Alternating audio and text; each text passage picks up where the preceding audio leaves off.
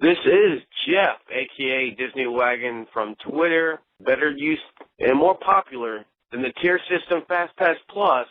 Here is ResortLoop.com with your favorites, Tim and the Sexy Bob. Please stand clear of the doors. Por favor, manténganse alejado de las puertas. While your group is together, now is a great opportunity to pick a time and place to meet should you become separated in the park.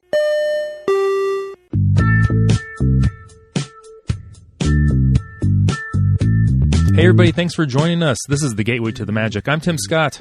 I'm here's the sure. sexy one. There's the sexy. He was dumbfounded.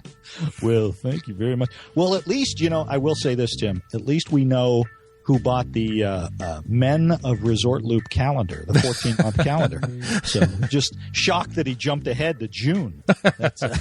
Well, he wanted to get to the warm weather pictures of you in the Speedo. Oh my! I don't know how to respond to that. That's, oh my goodness! My wife will disagree with that wholeheartedly. Wait till you get to Bob's August Animal Kingdom issue. The pictures there. It was Africa hot. I will say that. Oh my gosh! Anyway, thank you, Jeff, for the open. Oh my gosh, that was hilarious. All right, none of that. Enough of that. Let's go back to Vicky's kids. That was I like Bing Vicky's Bong. Bing Bong. That was good. Adorable. Yeah, so, Jeff, thanks so much. That was fun. And if you guys have any opens to send us, please feel free. Our phone number is, Tim? Area code 414. WDW. Loop. All right. The Looper now line. That's out of the way. I say we get episode 92 underway. We have a fantastic guest, a voice we haven't heard since episode 58. It's been a long time. I didn't think it was that long. I know. I couldn't. I had to go back, and I was like, wow, couldn't believe it. So, good friend of the show, the original Super Looper, Joe Quattrocchi is with us to tell us. Hi, Joe. Hey, Joe. Hey, guys, what's going on? Well, you have been kind enough to come onto the show and tell us all about your Walt Disney World Marathon. You just got back, 2 days? Yesterday. I got back early Thursday morning. I had to go right to work. So that was kind of a bad way to start the end of the week, going from a week in Disney right to the office. But, wow. All good things must come to an end, I guess, until next time. Right. Well, the real world steps in at some point. If running could be the good things, I suppose. Well, there's no better place than doing it at Disney. Well, that's what we want to find out from you, because you just ran. You were down there for the whole goofy, dopey thing, right? Well, I was down there partially for that part of the weekend. I only participated in the marathon, only the marathon. If that sounds normal or not, but I only did the marathon on Sunday. Only the marathon. 26.2 miles of it, but that's what I was down there for. Wow. That's incredible either way. Yeah, I started running in October, and I don't think I've put in 26 miles yet. Well, it's okay. The first step is always the hardest. If I can do it, anybody can do it. Well, I'm not sure I'm buying that. I'm not sure, but Joe, tell us about your experience. Now, you got down there. About how far in advance did you get down to Disney World for the race? I got down there with my family late Friday night. Since I was only running the one race on Sunday, I didn't need to be there on Wednesday like the dopey people or the 5K people had to be there, super early to get their packets. So I got down there late Friday night. Went to the expo on Saturday morning. And the expo was a lot of fun all in itself. It was an event all in itself. It was held at the Wide World of Sports at ESPN, and it was spread across the Jostin Center, the Field House, and the Champion Stadium. So it was a pretty big event in itself. That's pretty cool, Joe. Also, TJ Frey is also joining us from the marathon. Hey, TJ. Hey, Tim. Hey, Scott. Hey, Joe. Bob. What's up, TJ? That's all right. You since you just joined us, you missed the sexy Bob, so that's it's understandable. Well, that's something to wait for. So. No, it's not. Trust me on that. Trust me. So Joe was just telling us, TJ, that when he first got down there, he went. He only ran the marathon. He ran only. I say only. He only ran 26 miles. And he went the next day after he got there. He went to the expo. How did your experience start? We arrived on Wednesday, and Disney World is, I think, the only place where you can say you did only a marathon. I did the Goofy Challenge, which is the half marathon on Saturday and the full marathon on Sunday. Wow. And on Saturday, it was running it with my 14-year-old daughter. We got down to Orlando on Wednesday, and then Thursday mornings when we were at the expo. And Disney has it set up where the expo is really easy to get around. It's spread out between two buildings, but part of with it being spread out, there aren't a lot of lines unless you're trying to get your hands on the new RunDisney New Balance shoes. Oh yeah, now that was kind of a big thing for them this year. Is the RunDisney New Balance shoes? Yeah, I think last year was the first year they had those, but that's where a lot of the lines were. But also with going to the expo on Thursday, all the people that were doing the Dopey Challenge with running 4 races, their first morning of runs was on Thursday, so it wasn't nearly as busy. Okay. So, Joe, how did you and TJ hook up while you guys were down there? You guys kind of ran into each other down there, yes or no? No, we didn't. I just had met TJ through Twitter, through the show here, and we just kind of kept in touch a little bit after the race weekend was over. I never actually met TJ down there. But maybe next year, TJ, if you're running, we can meet up. But we just compared a little bit of notes afterwards, after the race weekend was done. Yeah, and everybody was tweeting all weekend, so it was kind of fun to watch everybody on Twitter and the pictures they were tweeting out where they were and their experiences and so on and so forth. So it was kind of cool to see everybody's different experiences. Yeah, and I was hoping to run into Joe, and I think we were only one stop away on the monorail. I was over at Lake Tower, and I think, Joe, weren't you at Poly? I was at the Poly, yes.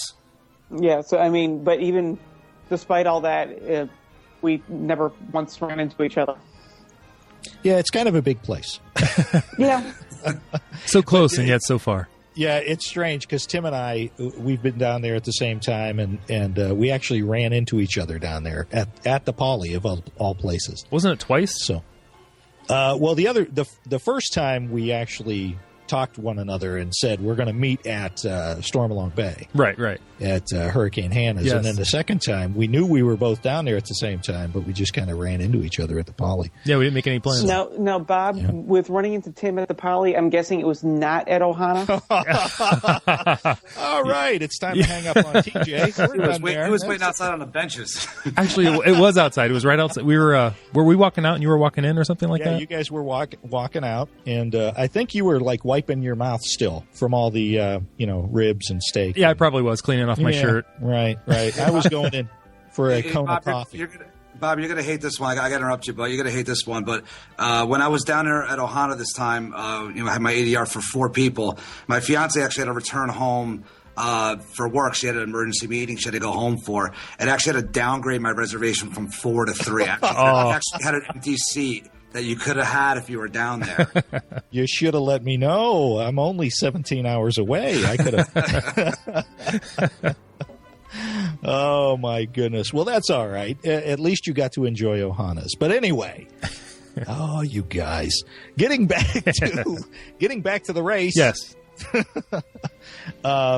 So race day, right? You both ran the marathon on Sunday. So race day. What time did you have to get up and like what? I know there's like corrals. We had Mike Scopa and Michelle Scribner McLean on talking about the corrals. What corrals were you guys in, and how did that all start for you that morning? Joe, why don't you go? Yeah, TJ, I was in Corral E. I don't know what corral you were in. I was in Corral C, and to get back to your first question, my alarm went off at 2:30 in the morning. I was at 2:15, so I wasn't too far in front of you. Wow. That's early. You guys can come work with us. That's right. And so, and I think that was the hardest part with doing the Goofy Challenge, was 2 days in a row of waking up at 2:30 in the morning. Where I don't know how these people doing it 4 days in a row. Yeah, I can only imagine. So, how did you get over to the corrals? On the monorail. Yeah, Oh, I mean, okay. just the monorail bus system, driving. I mean, you can get there any way, which way, whatever was easier for you. I know, and I don't know if TJ attended this, but at the expo, one of the things that my family and I attended, because it was our first Run Disney event, and since it was the biggest, they actually had a speaker series where they had the race director and the course director there, and they answered pretty much any question for a spectator or for a runner you could possibly imagine. And it was, to anybody who's thinking about doing any Run Disney events, I can't recommend this enough. It answered every question imaginable. They pretty much told us all the roads that were going to be closed if you had people driving in, if you were taking a monorail or a bus to Epcot. Essentially, they're telling you to arrive early, and that's what we did. But it was just a tip for all the runners out there. And I don't know if TJ, if you attended the speaker or not, but it was really helpful. But they pretty much told you to arrive early. That was the one piece of advice that they gave us. And I know I arrived probably about 2 hours early before race time. Mm-hmm. Yeah, and this was my second time participating in Marathon Week. I did 3 years ago. And so we kind of did a commando-style approach to the expo where we went in, we picked up our jackets and race shirts and pick up a few things there. But honestly, it was our first day there. I was down there with my wife and 3 kids, and they wanted to get to the parks. So we did not do any of the speaker series. So. Oh, okay. But for the marathon, at least, all of the hotels have buses for the race. For the A races, it's not every hotel. They have certain hotels that are designated for the race that they'll have the bus service from. But for the marathon, with that being their biggest event. So where exactly does the race start, guys? The race starts in one of the Epcot parking lots. Yeah, I believe it's Explorer lot it starts in, or that's where you load up. But it starts, I believe it starts on one of the Epcot Center Drive, I believe it starts on. You walk behind Future World East, and then you end up on, I think it's Epcot Center Drive it starts, facing the wrong way. Oh, yeah, okay. I don't know all the streets, but yeah, all the buses and everything unload you at Epcot's parking lot, which is where they have the baggage check and they call it the staging area for it. But then you walk probably close to a mile for where the actual start line is. Oh, wow. So tag a mile onto it. Yeah, really. And then where does kind of give us an idea, Joe, of the route? Pretty much you start on Epcot Center Drive, and then you merge after about a mile or so. I'm trying to find my map here right now, but after about a mile or so, you merge onto World Drive. Pretty much the main drag that goes towards the Magic Kingdom. And by the time you hit the Magic Kingdom, like the Auto Plaza where you pay the $15 to get in, it's about mile 3. So you're already 3 miles and you're starting to see parts of the Magic Kingdom. After that, you run around. We ran around the outside of the Walt Disney World Speedway and then through the Transportation and Ticket Center. And that was pretty cool at that point because a lot of people parked their cars in that main lot right there for the Magic Kingdom. And that was pretty much the first time you actually saw a lot of people on both sides of you. Because there were some people at the start of the race, but it was really dark out.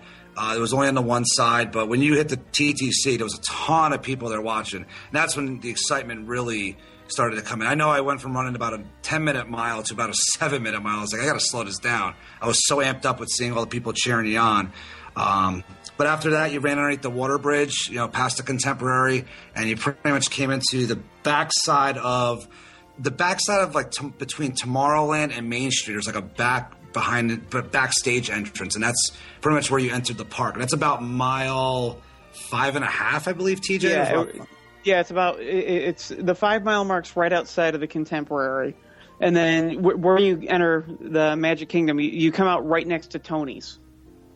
Oh, okay. Yeah. And that's about 5 miles there. Yeah, but probably about 5.5 or so is when you're actually entering the park.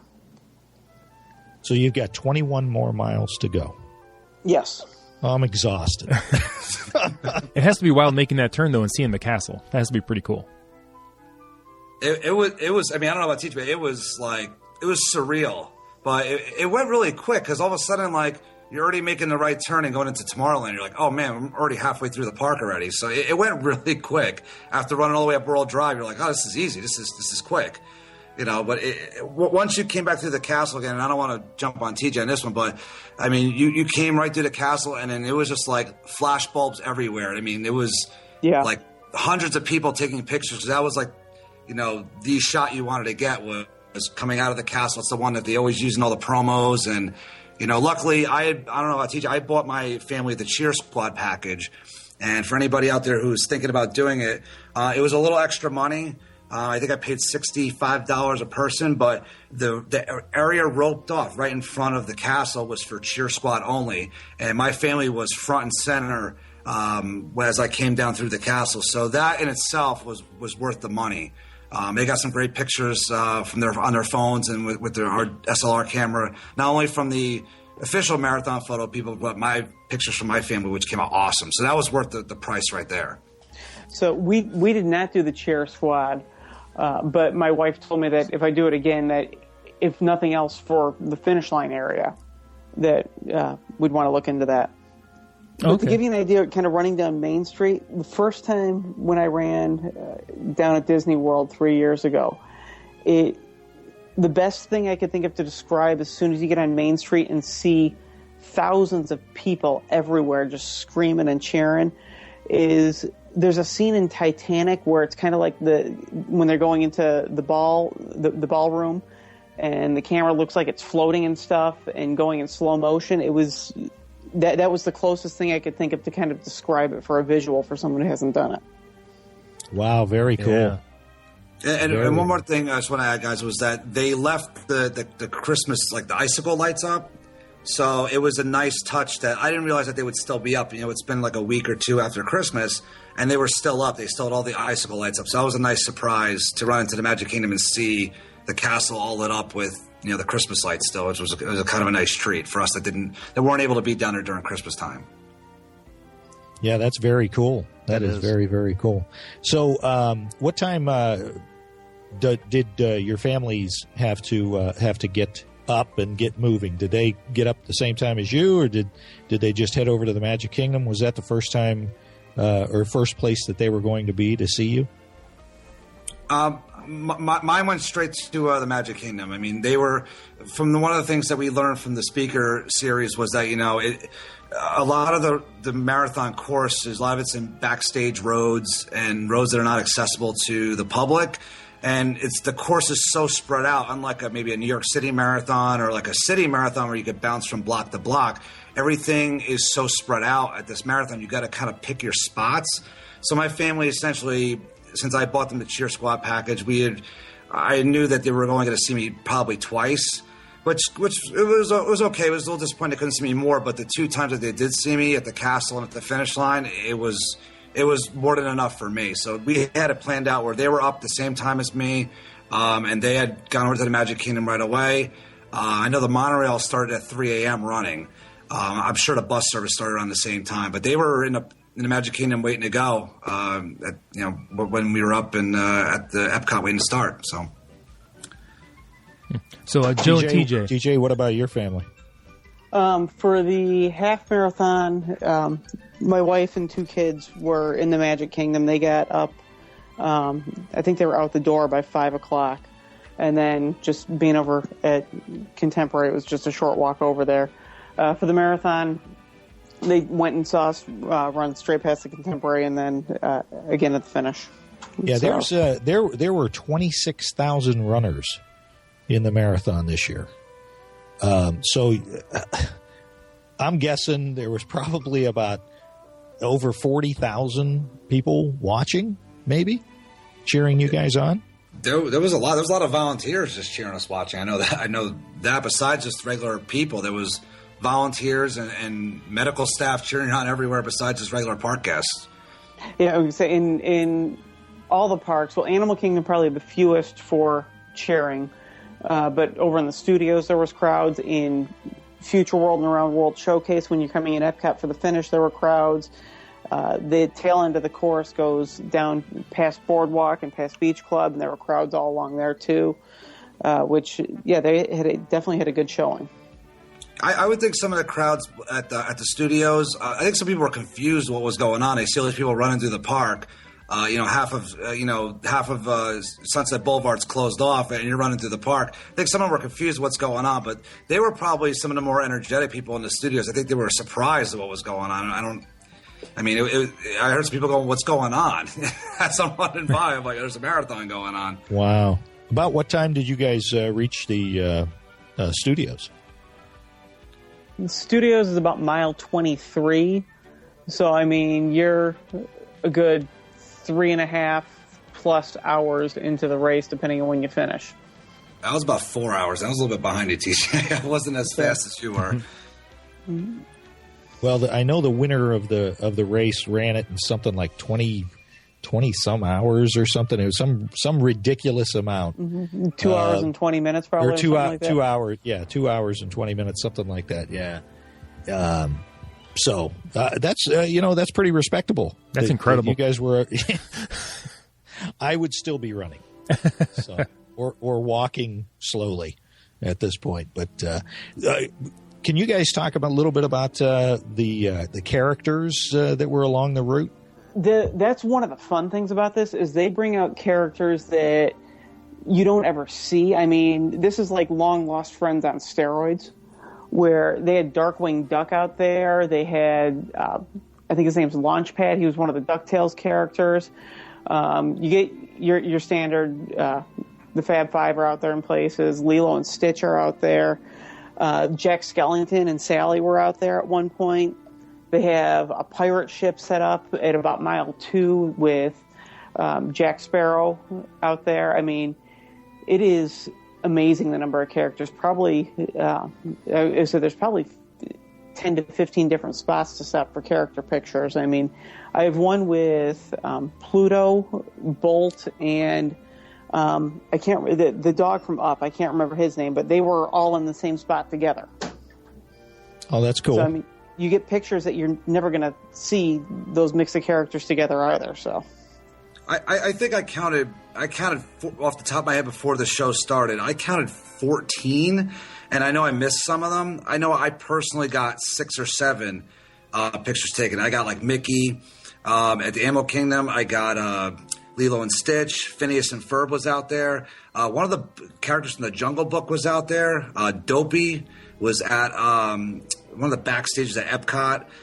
Just to name a few. I mean, it was cool, and the photographers did a great job. Like, if there was like 3 or 4 people online, I mean, they took the pictures very quickly. I mean, so you weren't sitting there for 10, 15 minutes. It was like 5 seconds, boom, next one, 5 seconds, boom. So they kept the lines moving pretty well. So that was a good thing. I was expecting to be a lot worse than what it was, and I don't know about TJ. I bought the photo package, so I got all of the pictures from the official marathon people, the marathon photo people. I just got those emailed to me 2 days ago, and they came out awesome. I mean, those came out really good. I'm looking at my pictures right now because I ran with my phone, and you can they've got a cast member and the marathon photo person there too. But I would say Wreck-It Ralph was another one that was out there. My favorite one was heading into Animal Kingdom. They had some of the animals from the petting zoo that were out there.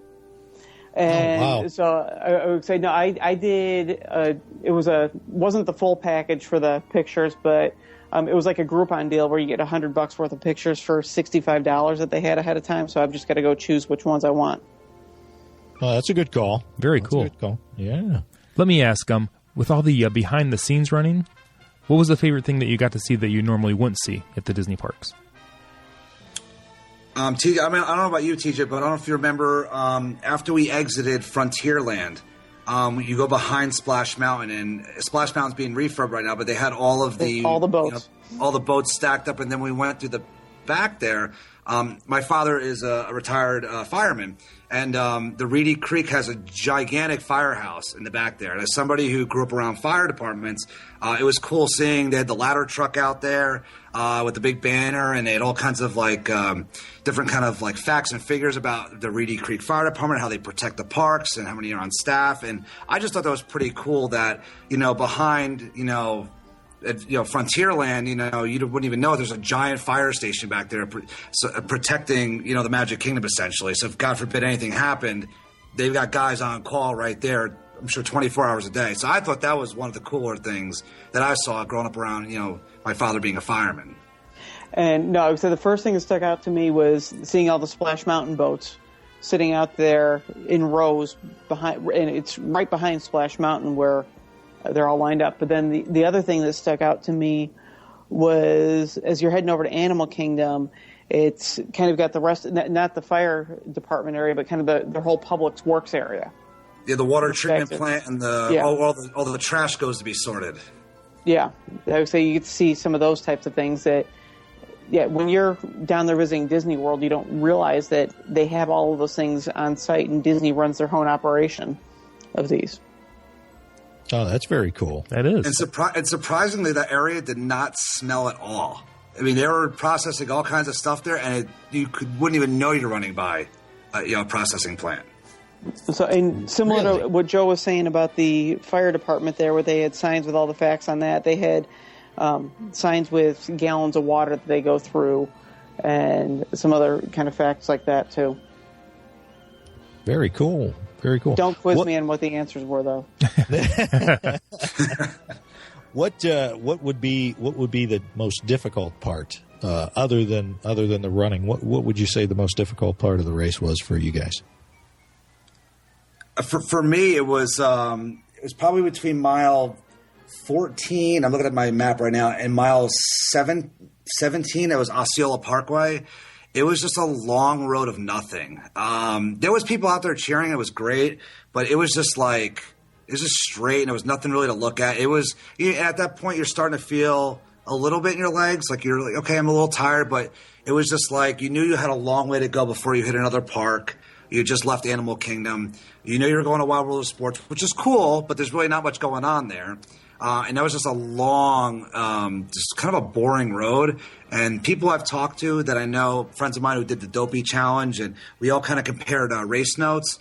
And they all kind of agreed that, for me, Osceola was just that was probably the part I could do without. But that was probably the worst part for me. It was just a lot of nothing for that stretch of 2-3 miles. So that part was brutal. The part that seemed to never end for me was inside Wide World of Sports. I hadn't realized that it was over 3 miles of running in there. I thought it was just kind of a quick, you run through the baseball stadium and then you're out. And so it just seemed like it was never ending. And it was kind of, okay, where are we going now? Where's the baseball stadium that I know we run around? And maybe that's just my fault for not taking a closer look at the map. But it seemed everywhere you turned, you were just looking at more race course in there. And it was more so waiting, okay, when are we moving on to the next thing? And that was the only part of the marathon course where you're actually running against other runners. Like you were actually on both sides of the cones.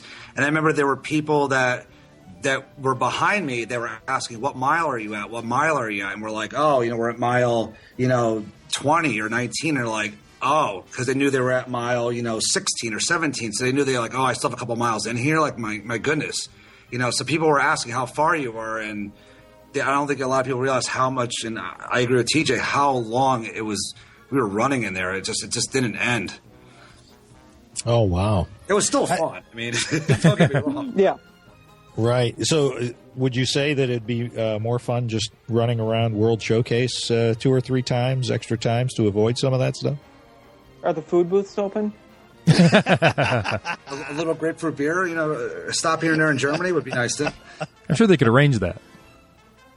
Yeah, I'm sure they would too. Yeah, for a small fee.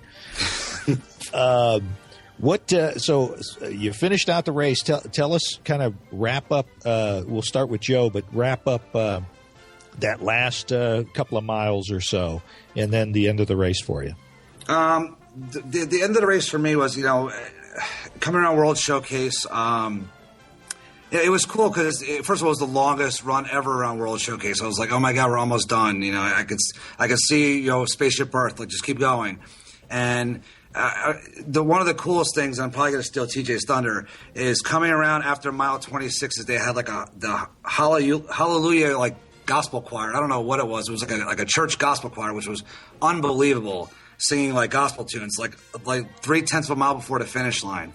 And you come around the corner there, and then you start to see all of the the grandstands, and I got a little emotional. I mean, people say you get emotional, but you really do. I mean, you don't understand it unless you do it. And it was 7 months of training, and I was like, I can't believe this day is finally here. And I think I was emotional not only because I knew I was going to finish it, but I was so sore. My quads were so sore. But once I crossed the finish line, it was great. Minnie and Mickey were out right at the finish line, and I got a high five from Minnie. And one of the best things I thought was after you go through the finish line, you're in the finish corral, and you make like a right turn, and you get your medal right away, which is great. And they wish you congratulations. And what I thought was fantastic. Now, I'd never run a big marathon before, so I cannot compare it to like a New York or a Boston or something like that. But there were medical people everywhere. And I had somebody immediately come up to me and say, "Are you okay? Is there anything you need?" I didn't even seek them out, and they came up to me. And I said, "Actually, if you had some ice, that'd be fantastic." And the young lady, I don't know if she was a doctor or a nurse or a paramedic, came over and sat me down and personally iced me and wrapped me up real quick. And if she asked, "Is there anything else you need?" Like, it was first class. Like, anything you needed, they had it right there. And I thought that was a great way to end the race. I mean, now knowing that you got your medal, and now I'm feeling a little sore now, and there was somebody there to help you take care of you, and I thought that was great. That's very nice, yeah. Wow, that's very nice. TJ? So, coming in, you don't realize how long World Showcase really is when you're just literally running through it. And so I was kind of eyeing the pyramid over in the Mexico Pavilion going, okay, that's where the bridge over to Future World is going to be. And it's a haul right there. But then I was kind of looking through the crowd to see if I could find my family coming in, and didn't find them for coming in for the full marathon. But then just hearing the announcers, they're really good about the way the chip timing is, that you run over a map before you actually get to the finish line, so your name kicks up on the screen for the announcers, and heard them announce my name as I'm crossing the finish line too. So that makes it a lot of fun. But yeah, that is very cool. Wow. So are you wearing like a magic band kind of thing, or is it in your bib, or how does that how does that work? There's a chip on the back of the bib, and every 5 miles throughout the course, it's got I think it's every 5 miles, but it records your time to see where you're at. It's supposed to be able to send text updates to people, but those don't always get sent out timely, I think, because the system's just so darn flooded with everything that's going on. Actually, TJ, my family had pretty good luck with that. As I crossed the finish line, it texted them. So okay. it worked pretty well. I was surprised. And it also gave you your estimated finish time as well. So as you're hitting the 5 mile, 10 mile mark, half marathon mark, it tells the people that you had signed up for the text messaging what your estimated finish time is. And it updates if you're slowing down or you're speeding up. So if you have people waiting for you at the finish line, they can keep an eye on their watch to kind of know where you're at. Like, okay, he should be here within the next 15 minutes. So that's kind of a helpful thing as well for your family, your friends who are there watching you. Great. I'm glad that was working for you. For my wife, it was a little bit delayed, but I don't know how much. So as far as you guys are concerned, are you going to do it again next year?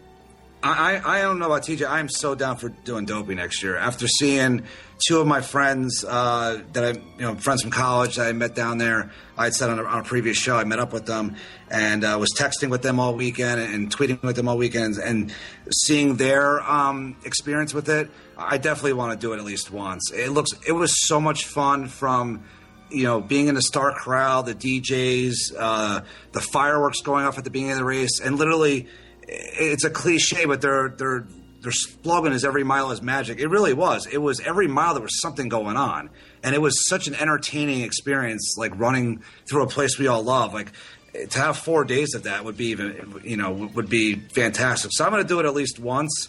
But yeah, it's definitely I've already got it marked on my date to sign up for next year. I'm ready to do it.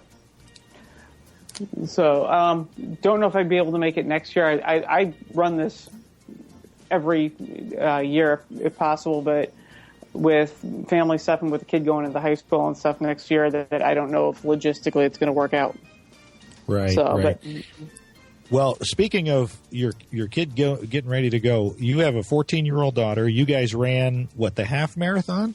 yes, you needed to be 14 to run the half marathon, and when I ran down there in 2011 for the full marathon, she saw people with Donald Duck medals and said, "Dad, I'm doing that when I'm 14."